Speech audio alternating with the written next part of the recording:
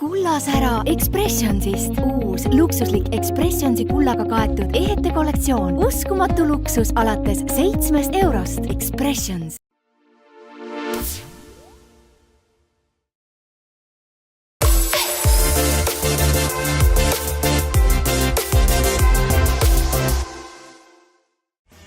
Tere armas vaataja! Käes on jälle laupäeva hommik, mis tähendab seda, et aeg on hakata koos elu nautima. Ja täna me teeme seda 2 linnas. Kõigepealt Tallinnas ja pärast pausi sõidame me Tartusse.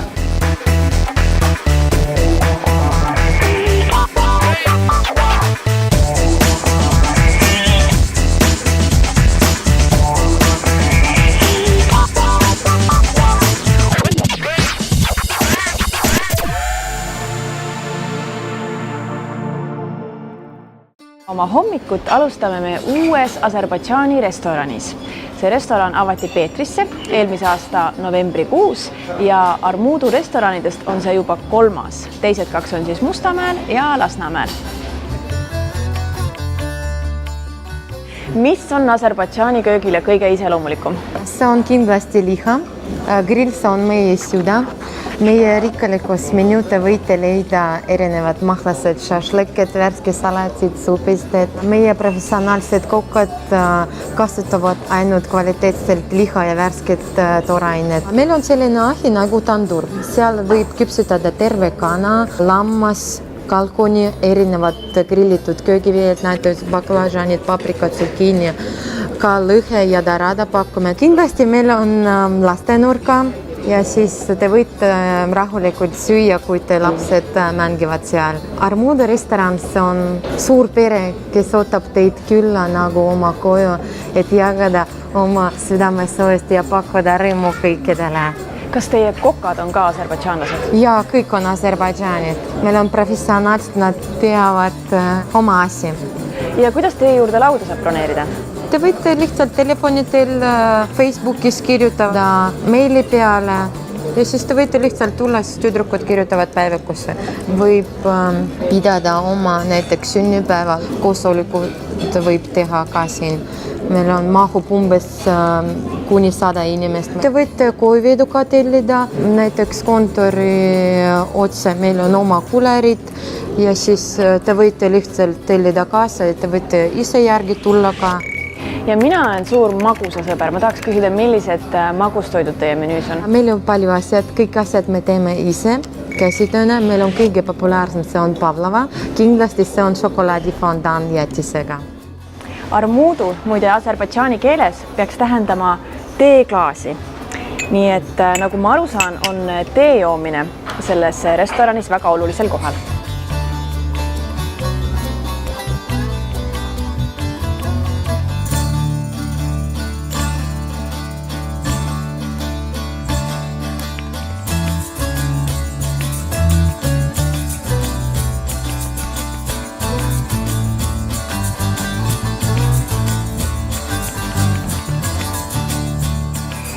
Ja nüüd ma asun maitsma seda Armudu kuulsat pavlovat.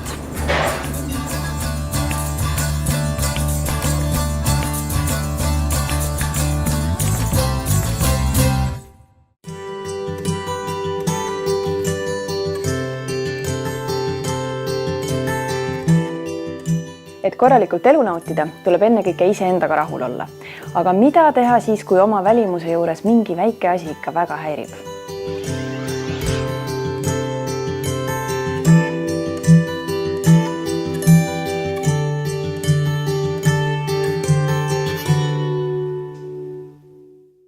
Kui me räägime ilusüstidest, siis kindlasti kõiki huvitab esimesena see, et kas see on ka valus. See on kindlasti valus, aga saab kannatada. On niisugused kreemid, süstid, mis ennetavad seda valu. Tulemus püsib tavaliselt umbes aasta aega. Mõned süstid teeme ikka harvemini. Need näiteks biorevitalisatsioon või mesoteraapia süstid. Need on nagu kuurina. Mõnikord 1 kord nädalas, mõnikord 2 korda aastas, et vaatame, mida pakume. Ja kui siia tuleb üks noor, ilus naisterahvas, kellel on lopsakad huuled ja sile nahk, kas ikka teete talle süste? Kindlasti teen. Isegi väga hoolitsetud naine peaks värskendama oma nahka ja kindlasti teeme näiteks biorevitalisatsiooni temale.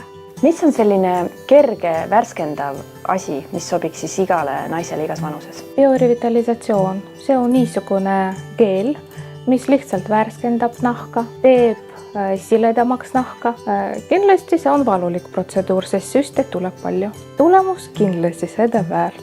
Siis saame lõppude lõpuks noorema, värskema, ilusama, siledama nahka. Kas ilusüste võib teha igaüks? Ilussüste ei või teha igaüks. See peab olema kõrgelt haritud meditsiinilise haridusega inimene ja Terviseameti poolt peab olema väljastatud litsents meditsiinilise teenuse osutamiseks. Pakume suurt valikut protseduure ja teenuseid, nii nagu silmaümbruse värskendamine, kortsude ennetamine ja täitmine, huulte ja näojoonte korrigeerimine, siis vananemise tunnuse vähendamiseks protseduurid. Need on käte, kaela, dekoltee värskendamine ja kindlasti ka naise intiimpiirkonna korrigeerimine.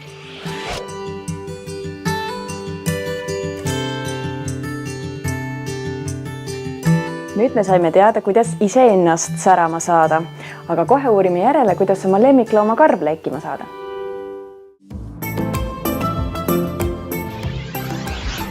Mõned nädalad tagasi käisime Urr ja Nurri lemmiklooma poes uurimas, mida siin pakutakse ja nüüd me oleme jälle tagasi, et teada saada täpsemalt, mida soovitada hoolivale kassi või koera omanikule.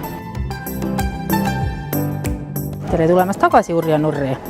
Kindlasti esimesena soovitaks lemmikloomale Tisugaal-brändi toitu. Toidusari Tisugaal on monoproteiinne ja väga sobiv just nendele koertele, kellel erinevad valgualergiad. Toit on siis kas kala, jänese, lamba või kana baasil. Ja kõikides toitudes on paigas nii vitamiinid, mineraalid, oomega küllastamata rasvapped, kui siis suure koera toitudes ja eaka koera toitudes kõik liigeste tervise jaoks vajaminevad glukoosaminid, kondroiteenid. Aga mida sa soovitad kassi omanikule? Õnneks on seesama Tisugaal meeskond toonud hästi vahva sarja ka kassidele. Kassi toidusarjas kõigepealt hakkab silma nende huvitav pakend. Tootja ei ole nõus kasutama ühtegi aroom ega lõhnaainet ja selleks, et lõhn säiluks, on pakendatud toit 500 grammi kaupa 2-kilosesse kohvrisse. Owen-Baked on meie kõige viimane maale toodud toidusari. Tema eripära on väga huvitav tootmistehnoloogia. Nimelt seda toitu küpsetatakse ahjuplaatidel madalatel temperatuuridel. Kuna toidu põhikoostiseks on kondistustatud liha, ehk siis kõik need, kes kardavad leida lemmikloomatoidust kondijahu, võivad rahumeeli Owen-Baked sarja enda lemmikule koju viia, sest tootja on eraldi välja toonud, et tema kasutab ainult kondistustatud liha, ehk siis liha on puhas. Aga kust leiab linnuomanik või närilise omanik endale midagi? Tutvustan hea meelega Little One sarja, mis on meil näriliste sari. Lisaks tavatoidule on menüüs ka Little One Green Valley, mis on väga sobiv kõikidele herbivooridele, kuna tema koostises on 60 erinevat rohttaime. Ja siin on nüüd linnutoit. Rio toidusari on tore, sest katab ära meie kodudes enim levinud puurilindude vajadustest. Ja eriti vahva on see, et sulgimisperioodiks on täiesti spetsiaalne oma toit. Ja valikus on eraldi toit, millega saab toita ka kõiki õuelinde.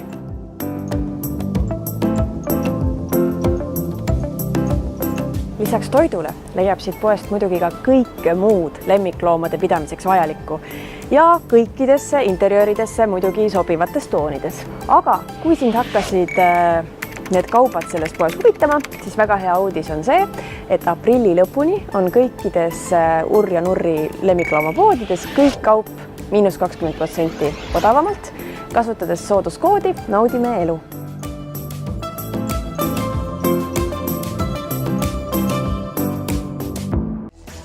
Nüüd me läheme väikesele pausile. Teie vaadake reklaame, meie hüppame kiiresti auto peale ja pärast pausi me kohtume juba Tartus. Kullasära Expressionsist. Uus luksuslik Expressionsi kullaga kaetud ehete kollektsioon. Uskumatu luksus alates 7 eurost. Expressions.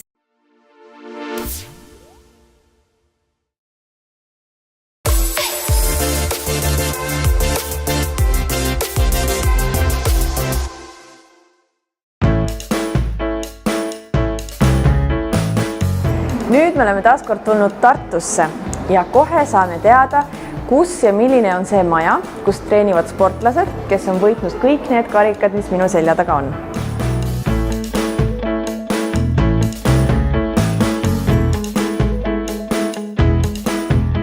Tere tulemast siis Alekok spordihoonesse ja see on siis üks 6 spordihoonest, mida Tartu linn haldab ehk sihtasutus Tartu Sport haldab ja meil on lisaks siis sellele spordihoonele ka veel 4 staadionit, 4 jõusaali ja sellest aastast lisandub meile ka veel Tartu Laululava ja Tähtvere puhkepark. Milliste spordialadega siin saab tegeleda? Treenitakse peaasjalikult kiluvõimlemisega, judoga, sulgpalliga, võrkpalliga, aga lisaks ka mitmesuguste kahevõitlusaladega ja meil on ka kergejõustiklased. Nii et üksjagu treeningalasid siin ikkagi igapäevaselt toimub ka. Ja kas siit majast on välja kasvanud ka tuntuid nimekaid sportlasi? Ja me oleme ise väga uhked selle üle, et ka hetkel tegutsev Euroopa meister judokas Mattias Kuusik judoklubist treenib siin igapäevaselt. Samuti näiteks on siit välja kasvanud sulgpallurid Kati Tolmov ja Raul Must, kes on Eestile väga palju au ja kuulsust toonud ja kes treenisid siin judoklubist või sulgpalliklubist Triiton. Lisaks siin nendele pallisaalidele, mis on siin omavahel ühendatavad, et siis lisaks sellele on meil siis ka olemas siin 2 judosaali, mida saab ka omavahel kardinaga ühendada ning 2 jõusaali, üks ülemisel korrusel, mis on rohkem õhksurvemasinatega ja teine jõusaal siis allkorrusel, mis on rohkem sellist raskust armastavatele jõumeestele siis. Kas siin saavad siis treenida ainult sportlased või võivad siia majja tulla kõik? Loomulikult treenivad siin igapäevaselt meie jõusaalides majas treenivad spordiklubid, kuna see on üks osa nende treeningtsüklist, aga loomulikult ootame me siia ka teisi spordihuvilisi. Ehk siis meie jõusaalid sobivadki peaasjalikult kõigile, et meil on ka väga lihtsasti kasutatavad, meil on ka jõusaali juhendaja, meil on ka veel saun pärast jõusaali, nii et siis kõik spordisõbrad saavad mõnusalt siis jõusaalis olla ja pärast saunas käia ja tunda ennast hästi. Kas lisaks spordiüritustele korraldate siin ka muid üritusi? Jaa, muidugi, et meil on siin olnud mitmesuguseid tsirkusetendusi, mitmesuguseid kultuuriüritusi, etendusi, kõiki on olnud. Lisaks meil endale väga suurt rõõmu pakkunud Põhjamaade üliõpilaskooride festival, mis tõttu maja läbis totaalse muutuse, et pallisaal ei tulnud enam äragi, et see on pallisaalidega tegemist olev spordihoone, vaid see oli ikka puhtalt totaalse muutumise läbinud selline sündmuskeskus, nii et selles mõttes me arvamegi, et see ei peagi olema ainult spordimeka, vaid see võib olla ka kultuuriliselt väga tore koht ja siin on ka pealtvaatajatel umbes 2500 istekohta, nii et ruumi jagub küll kõigile, et selle taha asi ei jää. See uhke maja sai küll üle vaadatud, aga selleks korraks me siiski sporditeemadega veel ei lõpeta.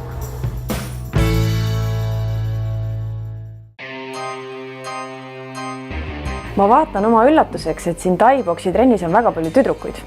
Ja, me oleme propageerinud, et just naisterahvad ka tuleksid kahevõitluse juurde. Mina isiklikult olen alati arvanud seda, et kahevõitlus ei ole mitte ainult, et sul keha ja rusikad tugevaks saavad, aga tegelikult on see just siuke asi, et sul saab tahtejõud on hästi kõva siis. Sa ükskõik mis elusituatsioonis siis oleks. Sa tead, et sa oled füüsiliselt tugev ja sul on siis tahtejõudu, sa oled tugev inimene. Ja ma alati ka seda räägin, et kui ma võtan nullist poisi ja tüdruku, meeste või naisterahva siis, et siis kui ma hakkan neid õpetama, et neil on üks taust, siis naisterahvad omandavad tehnika oluliselt kiiremini kui poisid. Nad teevad täpselt järgi, nad küsivad, nad kontsentreeruvad täpselt selle ühele asjale, mis vaja on. Kas siit samast saalist on välja kasvanud ka mõni hea tuntud tugev poksija ka? Jah, minu õpetamise all näiteks võiks välja tuua meie enda tegevsportlase ja treeneri Ott Remmer. Mina sain nendega tuttavaks Otiga ja Rain Pärnitsaga, kes on ka meie treener ja poksija, taipoksija kunagine. Rain Pärnits küll ei ole enam nii palju tegev, aga ta on hästi hea treener ja hästi hea taipoksija õpetaja. Siis Ott Remmer, mida kõik eestimaalased, kes on kahevõitlusest huvitatud ja teavad, siis on kindlasti juba maailmakuulus ja tuntud nimi on Ott Remmer kindlasti. Meil on hästi hea saal siin, meil on võistlusmõõtmetega ring ja need võimalused, mis siin me anname sportlastele, need on, ütleme, need maailma tasemel ja siit, kui sul on head treeningvarustus, hea saal, siis on kindlasti need tulemused kiiremini tulema ja paremad.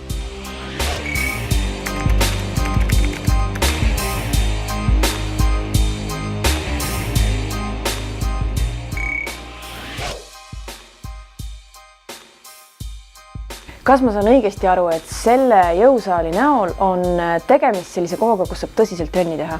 No nii ta on välja kujunenud, jah. Alustatud sai see kunagi 2005, siis sai see tehtud nagu enda pärast. Kuna ma olin professionaalne rammumees, siis ei olnud väga kuskil trenni teha ja siis tuli endale saali ehitada. Ja tänaseks oleme jõudnud siis Tartusse, kus oleme 2 aastat avatud olnud ja kuidagi nii on läinud jah, et siin saalis tehakse trenni.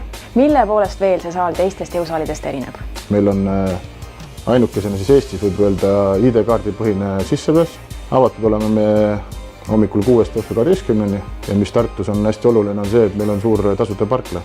Meil on hea koostöö Eesti enda ettevõtte Iconfitiga, kelle toidulisandid müüme ja kes on, kuna ma ise ka kulturismiga tegelen, siis ta on mul ka sponsor, et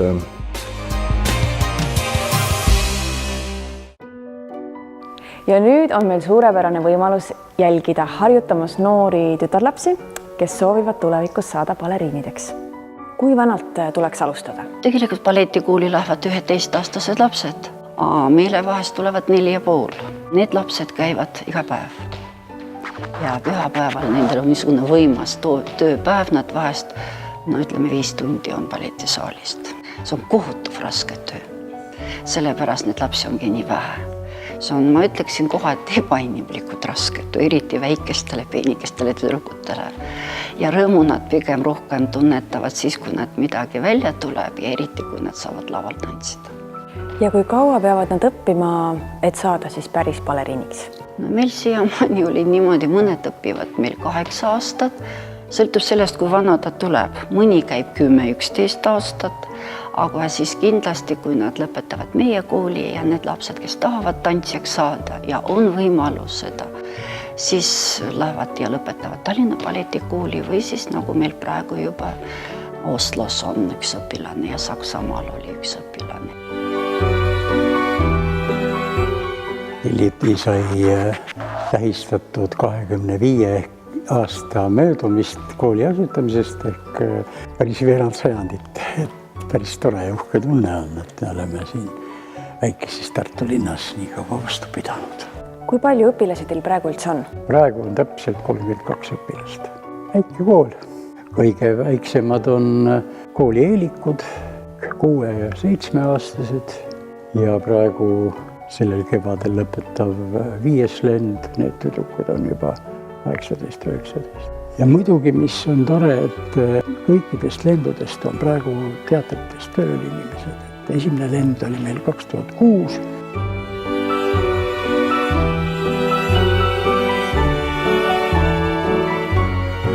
Eelkõige kõigepealt tuleb vaadata oma päevakava üle, et sobitada see treening sinna, et laps jõuaks õigeks ajaks trenni. See, et ta jõuab õigeks ajaks, ei sõltu ju ainult temast.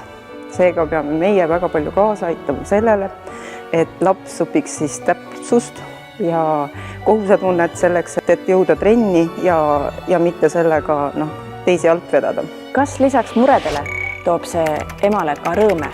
Ikka rõõme, kui sa näed, et laps läheb trenni iga kord särasilmselt, kuigi tal on vahest väga raske.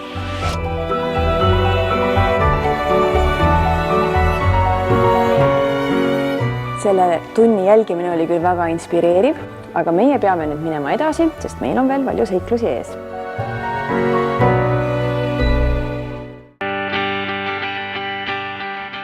Ja nüüd me räägime nahast ja sellest, milliseid võimalusi see materjal pakub.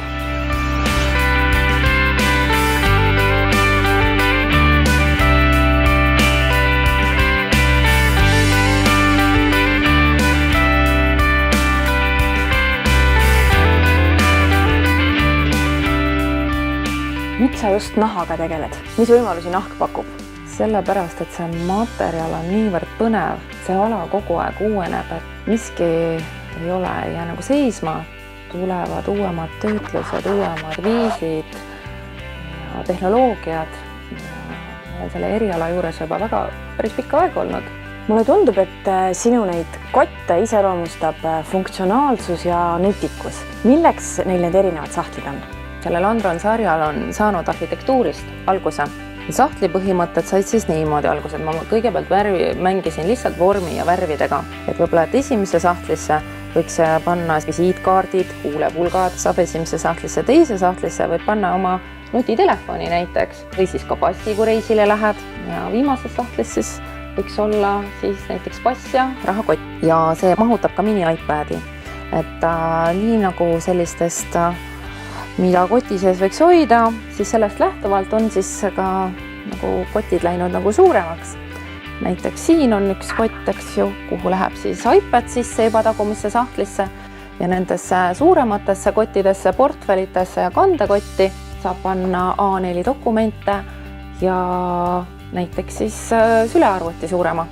Kui te tänaval käite, siis te tunnete selle kandja kindlasti ära, et see, kes seda kotti kannab, on tõeline pilgupüüdja, võib-olla tunneb juba kandja ära, et tema on ise selline loovisiksus, et igaüks ei julgegi seda kotti kanda. Mulle on öeldud, et Tiina, sul on väga lahedad asjad, aga see ei ole päris minu. Kohe varsti pakun sellist heledamat kollektsiooni, millel siis on sellised mõnusad väikesed taskud, mida siis saab kanda kas siis üleülekotina või siis mõnusalt vöökotina.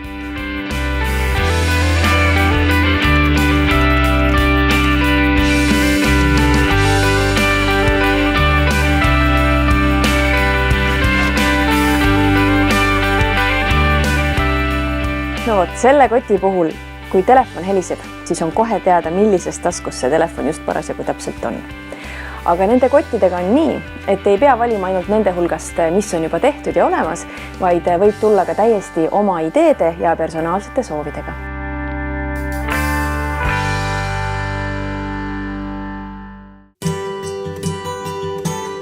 Ja nüüd me sukeldume lõngade pehmesse maailma.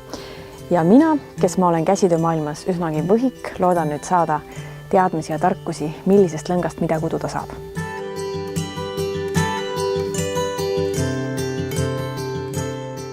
Mina pean tunnistama, et mina olen käsitöös üsna algaja. Kas te oskate mulle ka nõu anda, millised vardad, millise lõnga juurde käivad ja millisest lõngast üldse midagi teha saab? No nii, siin on meil valik. Näiteks siis naturaalsed lõngad on merino känguruvillaga lõng, koera merino villaga, puuvilla villasegu lõng, millest saab selliseid mõnusaid sokke teha. Kui sellist lõnga on soov saada, siis võime vaadata, millised vardad siia ja anda soovituse kaasa, palju silmi peaks luuma ja sealt siis hakkab see sokk tulema. Ja siin on meil siis spetsiaalsed sellised mänguasja lõngad, mis on siis puuvilla ja akrüülisegu ja see on siis niisugused kenad asjad saabuvad nendest, kui need nüüd. Jämedast lõngast, ongi tore, sellest saad endale talveks väga ja salli mütsikomplekti, kindaid sokke ma ei soovita nii jämedast teha, aga need on niisugused põnevad kirjud lõngad ja sellest ühest tokist saabub niisugune hea lötakas müts. Ma näen seal midagi väga huvitavat, ma tahaks kohe küsida selle säbrulise lõnga kohta. See on nüüd niisugune tore efektlõng ka, mis on siis ka annab võimalusi endale mütsi teha, salli teha, pluss siis võib-olla ka mõni oma vana kampsun ära tuunida ehk temast siis teha nagu äärised. Need on nüüd villast, täisvillased, vilditud sussid, mis iseenesest on väga jalasõbralikud. Ja ütleme, et meie siin klientide tagasiside on see, et siis satuvad sõltuvuseni. Et kui ühed on juba nagu vanaks saanud ja võib-olla ära kulunud või siis tullakse uute järgi ja tahetakse samasugused saada. Vot need on niisugused lõngad, mille värvid saadakse taimedest. Ja sinised toone saab looduses, siis on indigoga on need värvitud, indigo pulbriga. Iga värvimisega tuleb erinev lõng, nii et siin nagu on, ma ütleks, et ei ole niisugust ühesugust värvi.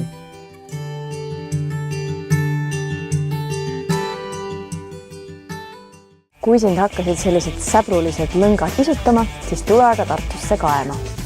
Meie aga tõmbame saate otsad nüüd kokku ja läheme nädalavahetust nautima. Ja kohtume siis jälle järgmisel laupäeval.